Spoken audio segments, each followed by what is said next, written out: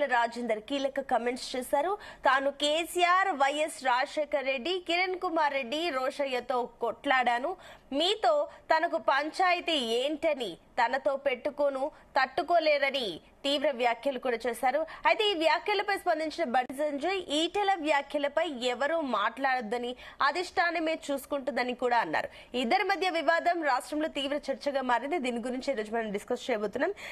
ఇవాళ డిస్కషన్ లో మనతో పాటు పార్టిసిపేట్ చేస్తున్నారు బీఆర్ఎస్ నుంచి పల్లె రవికుమార్ గారు, అదేవిధంగా కాంగ్రెస్ నుంచి జితేందర్ గారు. గుడ్ మార్నింగ్ అండి ఇద్దరికి. ఎస్ రవికుమార్ గారు, మీతో స్టార్ట్ చేద్దాం. సో ఏదైతే ఈటెల రాజేందర్ కమెంట్స్ చూస్తుంటే కూడా అటు కేసీఆర్, రోషయ్య ఇట్లాంటి వాళ్ళ అందరితోని కూడా నేను కొట్లాడాను, అసలు ఇంకా మీరెంత ఏదైతే కడుపులో కత్తులు పెట్టుకొని కౌగిలించుకునే రకం నేను కాదు అనే కమెంట్లు కూడా చేస్తూ వచ్చారు. సరే, ఏదైతే బండి సంజయ్ వర్సెస్ ఈటెల రాజేందర్ ఏదైతే నడుస్తుందో, కానీ ఈ చర్చలోకి కేసీఆర్ ని కూడా లాగడం ఒక రకంగా దీన్ని ఏ రకంగా చూస్తుంది బీఆర్ఎస్?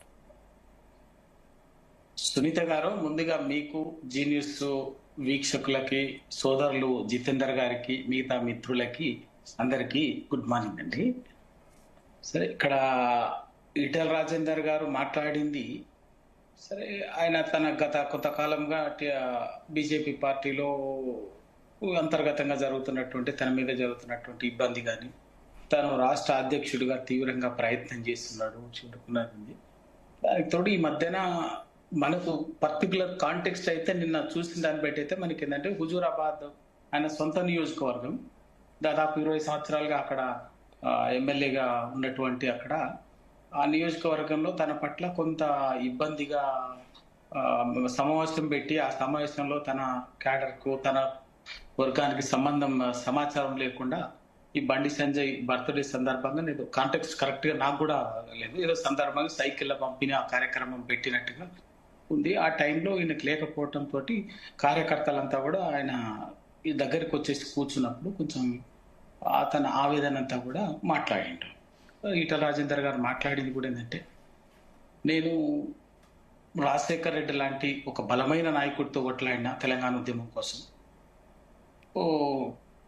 కిరణ్ కుమార్ రెడ్డితో కొట్లాడినా, ఒక రూపాయి విడియని ఏం చేసుకుంటూ చేసుకోకు అసెంబ్లీ అని కిరణ్ కుమార్ రెడ్డి గారు అప్పుడు ఉమ్మడి ఆంధ్రప్రదేశ్ లో మాట్లాడినప్పుడు చాలా సీరియస్ గా రియాక్ట్ అయ్యి, ఎందుకంటే అందరం కూడా ఉద్యమం నుంచి వచ్చినటువంటి వాళ్ళం కాబట్టి కొట్లాడినాము. జాయిన్ అయ్యా మిగిలిన వారు కాస్త మ్యూట్ లో పెట్టుకోండి, డిస్టర్బెన్స్ వస్తుంది. నరవిజయ్ గారు మ్యూట్ లో పెట్టుకోండి. ఎస్, చెప్పండి రవికుమార్ గారు. ఫైట్ చేసిన సరే, కాంటెక్స్ లో తెలుసు, మనం కేసీఆర్ గారితో కూడా దూరమైనప్పుడు కూడా కేసీఆర్ గారితో కూడా నేను కొట్లాడినా, ఆయన మీద ఆయన ఉద్దేశం కూడా ఆయన మీద పోటీ చేసిన, గజ్వేల్ ఎమ్మెల్యేగా పోటీ చేసాడు మన ఈటెల రాజేందర్ గారు కొట్లాడినా.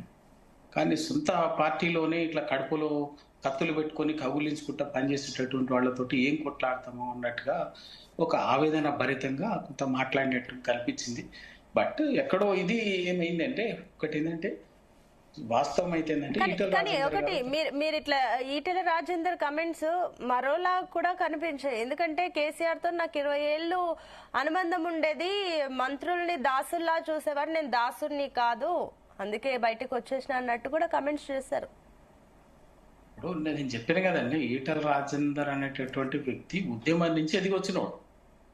తెలంగాణ ఉద్యమంలో నేను ఆ కాంటాక్ట్స్ అన్ని చెప్పినాను, చేసినవన్నీ కూడా వచ్చి వాళ్ళు వచ్చినటువంటి సొంత పార్టీలో సొంతంగా కడుపులో కత్తులు పెట్టుకొని కౌగులించుకునేటటువంటి వాళ్ళని, నేను ఇంత ఉంటది, నేను కదా నాకు లెక్క, నేను ఇంతమంది శక్తిమంతులతోటే నేను కొట్లాడినటువంటి వాడిని, ఇంకా ఈ కడుపులో కత్తులు పెట్టుకొని కుట్ర చేసేటటువంటి వాళ్ళని ఏం మాట్లాడాలి అని చెప్పేసి కొంచెం పదజాలం కూడా చాలా పరుషంగానే మాట్లాడింది, మరి గట్టిగానే ఉన్నది. అయితే ఇక్కడ ఏంటంటే, మరి అధిష్టానం వాళ్ళ పార్టీ, ఎందుకంటే వాస్తవంగా సరే రాజకీయంగా ఎవరు ఏ పార్టీకి ఉండేటువంటి, అయితే ఇక్కడ ఎక్కడ అంటే ఇది కాంగ్రెస్ పార్టీలో ఇంకెక్కడన్నా మాట్లాడతానేమో మనం కొంత కాదు, బీజేపీ లాంటి పార్టీ ఏంటంటే కొంత డిసిప్లిన్ ఉంటుంది, కొంత ఏదో సిద్ధాంత ప్రాతిపదికన కొంత ఉంటది అన్నది ఇప్పటికి ఒక దేశంలోకి అయితే ఒక అభిప్రాయం అయితే ఉన్నది కదా.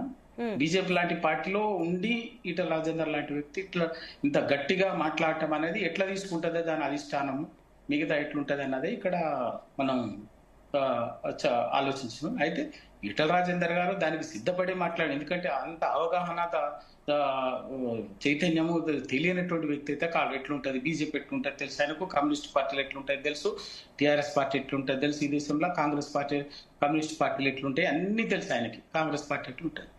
బీజేపీ పార్టీలో ఉంటూ సో ఆ విధంగా మాట్లాడటం వల్ల మరి ఆయన ఇంకా ఏమి దేనికి సిద్ధపడి ఏ విధంగా ఆయన ఎటువంటిది అన్నది కొంత అధిష్టానం ఎట్లా తీసుకుంటది, ఆయన ఆలోచన ఏంటన్నది కూడా కొంతమంది అంటూ కొంత ఇదైతే టైం కోసం సరే అంటే ఓకే, బీజేపీలో అంతర్గత పోరు ఉంది అనే విషయం అన్న పక్కన పెట్టినా అటు బండి సంజయ్ కి ఈటెల రాజేందర్ మధ్య ఏదైతే బహిరంగంగా ఏదైతే కమెంట్స్ చేసుకుంటున్నారో అందులో కేసీఆర్ ని కూడా ఈ రకంగా అంటుంటే బీఆర్ఎస్ నుంచి ఎలాంటి అంటే స్టాండ్ కూడా రాలేదు, దాన్ని ఖండించే ప్రయత్నం చేయలేదు. కేసీఆర్ ని అన్ని మాటలు అంటున్నప్పుడు కూడా ఎవరు ఈటెల రాజేందర్ ని ఖండించలేదు. అంటే ఈటెల రాజేందర్ చెప్పింది నిజం అనుకోవచ్చా? అంటే నిజంగానే మంత్రుల్ని ఎమ్మెల్యేలని ఒక బానిసల్లా చూసారా కేసీఆర్? కేసీఆర్ లాంటి బలమైన ఆయన మాట్లాడిన కాంటెక్స్ట్ చూడండి మీరు. వైఎస్ రాజశేఖర రెడ్డి లాంటి బలమైన నాయకుడితోటి కొట్లాడినా, కేసీఆర్ లాంటి బలమైన నాయకుడితో కొట్లాడినా, వాళ్ళ బాజాప్తా వాళ్ళతో కొట్లాడినా నిలబడ్డా ఆయన చెప్పదలుచుకున్న కాంటెక్స్ట్ అది మీరు అర్థం చేసుకోండి.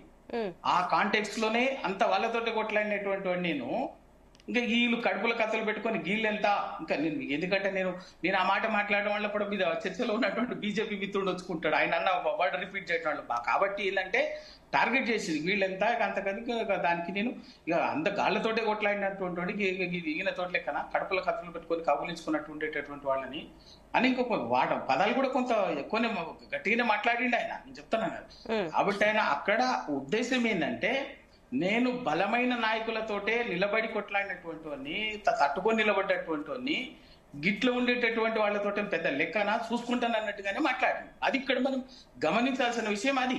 ఓకే.